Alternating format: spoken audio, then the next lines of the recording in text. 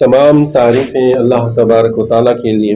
اور ہزار درود و سلام اللہ کے حبیب محمد مصطفیٰ صلی اللہ تعالیٰ علیہ وآلہ وسلم پر۔ ان اللہ و ملائکتہ یصلون علی النبی یا ایھا الذین آمنوا صلوا علیہ وسلموا تسلیما۔ اللہم صلی علی سیدنا مولانا محمد وعلی آل سیدنا و مولانا محمد وبارک وسلم صلوا علیہ۔ کل تک ہم نے سماعت فرمایا تھا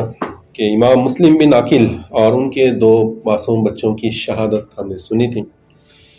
آج ہم امام حسین علیہ السلام نے مکہ مکرمہ سے کربلا کی طرف جو سفر کا آغاز کیا وہ آج ہم سماعت فرمائیں گے۔ امام مسلم بن عقیل نے شہید ہونے سے پہلے امام حسین علیہ السلام کے لیے خط روانہ کیا تھا کہ کوفہ کے حالات بالکل ٹھیک ٹھاک ہیں اور آپ چلے آئیں۔ وہ خط امام حسین علیہ السلام کو ملا تو انہوں نے امام حسین علیہ السلام نے جانے کا ارادہ کیا۔ جب امام حسین علیہ السلام کربلا کی طرف نکلے ہیں تو وہ تاریخ تھی 8، کچھ کتابوں میں آتا ہے 8 ذی الحج، لیکن زیادہ تر کتابوں میں لکھا ہے کہ 6 ذی الحج کو آپ نے مکہ مکرمہ سے کربلا کی طرف اپنے سفر کا آغاز کیا۔ 6 ذی الحج وہ تاریخ ہے کہ حج کے دن چل رہے ہیں، دنیا بھر کے لوگ حج کے لیے مکہ مکرمہ آ رہے ہیں، اور اللہ کے رسول کا یہ لاڈلا نواسا جب لوگ حج کے لیے آ رہے ہیں تو اسی دنوں میں آپ مکہ مکرمہ سے کربلا کی طرف جا رہے ہیں۔ لوگ حج کرنے کے لیے آ رہے ہیں، لیکن امام حسین علیہ السلام حج کو بچانے کے لیے، نماز کو بچانے کے لیے، دین کو بچانے کے لیے، شریعت کو بچانے کے لیے، حضور کی سنتوں کو، سنت اور کتاب کو بچانے کے لیے مکہ مکرمہ سے آپ کربلا کی طرف جا رہے ہیں۔ اس وقت مکہ مکرمہ میں بہت سارے صحابہ کرام تھے، انہوں نے امام حسین علیہ السلام کو روکنا چاہا، کہا کہ آپ نہ جائیں، کوفہ کے لوگ بڑے بے وفا ہیں، وعدہ کرتے ہیں، وعدہ خلافی کرتے ہیں، تمہیں خط لکھ کر بلایا ضرور ہے لیکن تمہارے ساتھ دھوکہ کریں گے، تم نہ جاؤ۔ تو امام حسین علیہ السلام ان کے سامنے ارشاد فرماتے ہیں کہ میں نے میرے بابا جان سے ایک حدیث مبارکہ سنی تھی کہ رسول اللہ صلی اللہ تعالیٰ علیہ وآلہ وسلم نے ارشاد فرمایا تھا کہ ایک دن خانہ کعبہ میں ایک بکری ذبح ہوگی، اور جس کے ذبح ہونے سے خانہ کعبہ کی بے حرمتی ہوگی۔ اس دن سے میں ڈرتا ہوں کہ کہیں وہ بکری میں نہ بن جاؤں۔ تمام صحابہ کرام خاموش ہو گئے۔ امام حسین علیہ السلام نے ارشاد فرمایا کہ اس سفر میں ایک راز ہے، ایک وعدہ ہے، اس وعدے کو مجھے وفا کرنا ہے۔ اور آپ نے اپنا مختصر سا قافلہ تمام گھر والوں کو لیا، سامان سفر باندھا اور سفر کے لیے نکل پڑے۔ ایک مقام پر پہنچے، وہاں پر پڑاؤ ڈالا تو وہاں پر ایک کوفہ کی طرف سے آنے والا ایک قافلہ ملا۔ امام حسین کوفہ کی طرف جا رہے ہیں تو کوفہ کی طرف سے آنے والا قافلہ بھی، وہاں پر ایسی مقامات تھے کہ وہاں پر قافلے پڑاؤ ڈالتے تھے، کہ وہاں پانی کا انتظام ہوتا تھا، کھانے پینے کا مطلب دکان وغیرہ ہوتی تھی، تو وہاں پر جو ہے پڑاؤ ڈالا جاتا تھا۔ تو امام حسین علیہ السلام نے جہاں پڑاؤ ڈالا تھا تو وہاں پر کوفہ کی طرف سے آنے والا قافلہ بھی رکا ہوا تھا۔ امام حسین علیہ السلام نے اس قافلے والوں میں ایک شاعر تھا، بہت بڑا شاعر فریز دق جس کا نام ہے، اس سے ملاقات ہوئی تو امام حسین نے پوچھا کہ کوفہ کے کیا حالات ہیں؟ اس فرز دق شاعر نے اپنے انداز میں جواب دیا کہ اے امام حسین، اے نواسہ رسول، آپ کوفہ کی طرف جا رہے ہیں لیکن یہ جانا آپ کے لیے اچھا نہیں ہوگا۔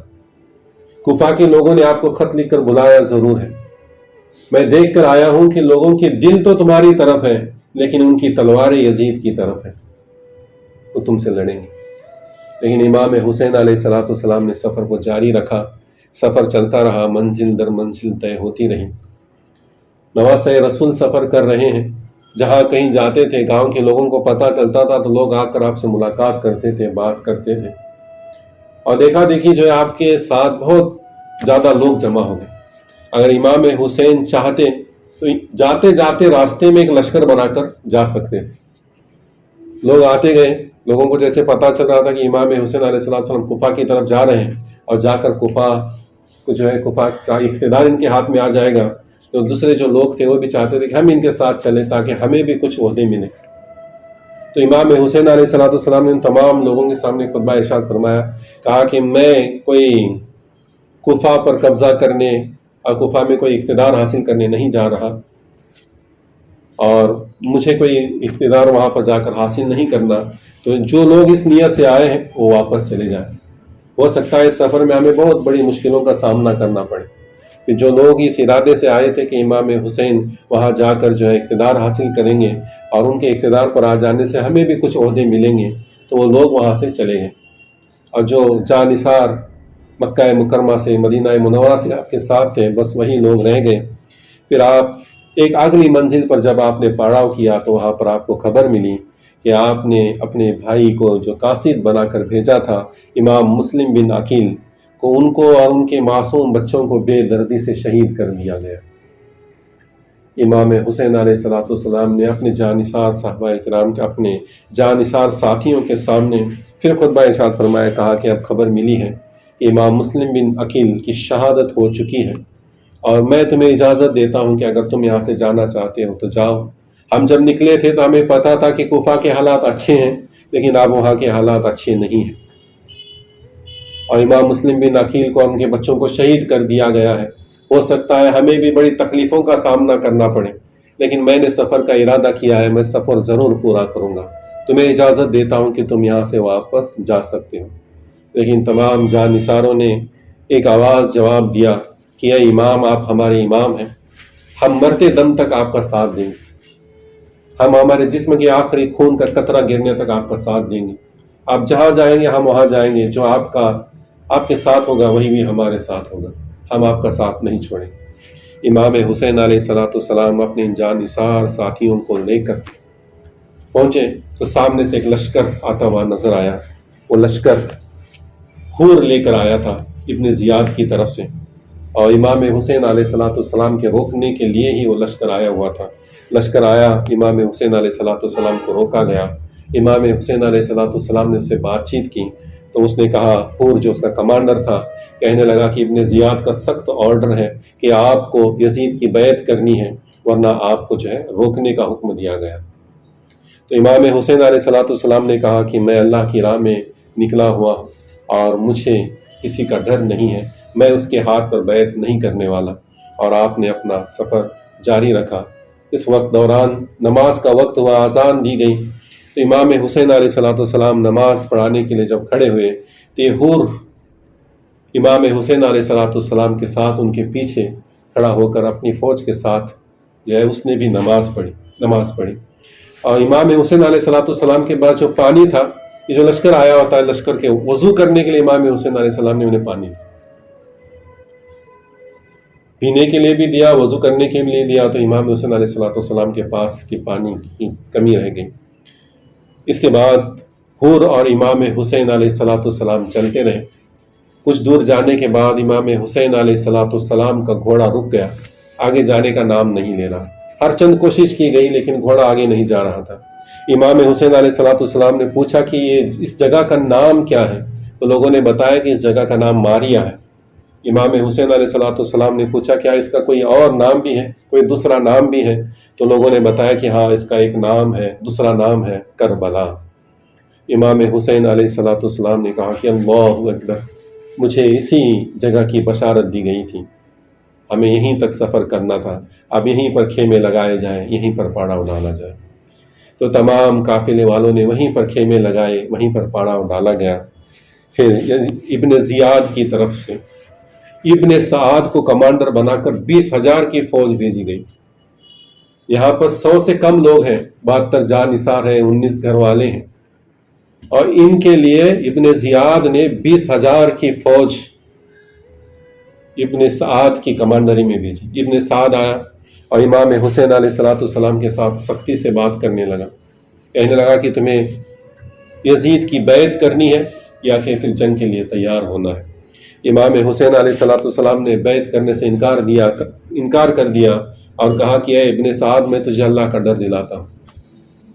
تیرے باپ نے دین کے اسلام کی بڑی خدمت کی ہے، تو اللہ کا ڈر اپنے دل میں رکھ اور ان لوگوں کا ساتھ چھوڑ دے۔ تو امام حسین علیہ الصلوۃ والسلام کی بات سنتا رہا، آخرت کی فکر دلائی جا رہی تھی، سنتا رہا، کہنے لگا یہ سب کچھ ٹھیک ہے، لیکن میری بہت بڑی جائیداد کوفہ کے اندر ہے، اگر میں نے ان کا کہا نہ مانا تو میری ساری جائیداد کو ضبط کر لیا جائے گا، اور ابن سعد کو لالچ دیا گیا تھا کہ اگر تو امام حسین علیہ السلام کے ساتھ سختی کے ساتھ نپٹے گا اور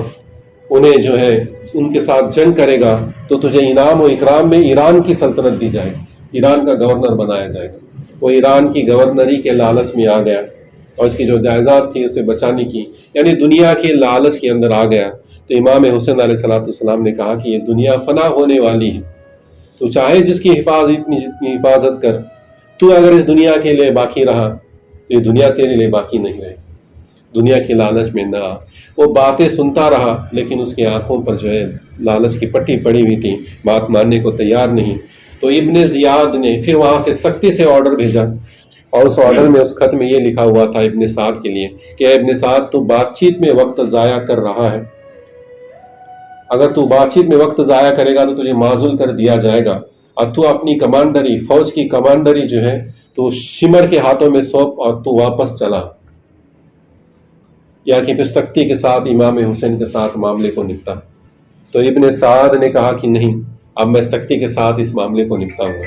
اور امام حسین علیہ السلام سے کہا کہ نہیں، اب بات چیت کا سلسلہ بند ہو گیا، بس تمہیں ایک بات ماننی ہے، یزید کی بیعت کر لو یا جنگ کے لیے تیار ہو جاؤ۔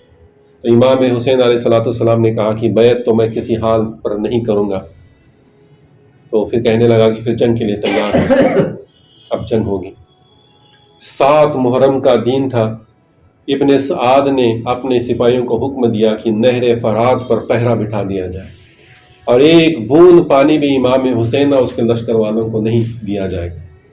اور نہر فرات پر پہرا بٹھا دیا گیا۔ نہر فرات کا پانی جو ہے ہر ایک کے لیے عام تھا، جانوروں کے لیے، انسانوں کے لیے، صرف اس سے جو ہے نواسۂ رسول پانی نہیں لے سکتے۔ امام حسین اور ان کے گھر والوں کے لیے پانی بند کر دیا گیا۔ پھر امام حسین علیہ السلام کے ساتھ پھر اس کی بات چیت ہوئی، تو امام حسین علیہ السلام نے اس کے سامنے 3 شرطیں رکھی کہ میں 3 باتیں تیرے سامنے رکھتا ہوں، ان باتوں کو، ان میں سے امید ہے کہ تو کوئی اس میں سے ایک بات مانے۔ تو 3 باتیں کیا تھیں؟ پہلی بات یہ تھی کہ مجھے یزید کی سلطنت سے دور جانے دے، یعنی اسلامی سلطنت سے دور جانے دے، میں چلا جاؤں گا۔ دوسری شرط یہ تھی کہ مجھے واپس مکہ یا مدینہ جانے دے۔ تیسری شرط یہ تھی کہ مجھے خود یزید کے ساتھ بات کرنے دے براہ راست۔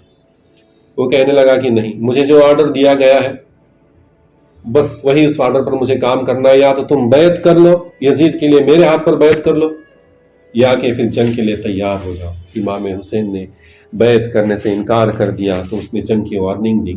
کہ ہم جنگ کریں گے۔ امام حسین علیہ السلام نے کہا کہ ٹھیک ہے، آج کی رات ہمیں اللہ کی عبادت کر لینے دے، کل جنگ ہوگی۔ تو یہ امام حسین علیہ السلام کا مکہ مکرمہ سے کربلا تک پہنچنے کا واقعہ تھا جو میں نے آپ کے سامنے بیان کیا۔ انشاءاللہ تبارک و تعالیٰ کل ہم جو ہے مارکہ کربلا میں کس طرح سے جنگ کا آغاز ہوا اور پہلے کس کی شہادت ہوئی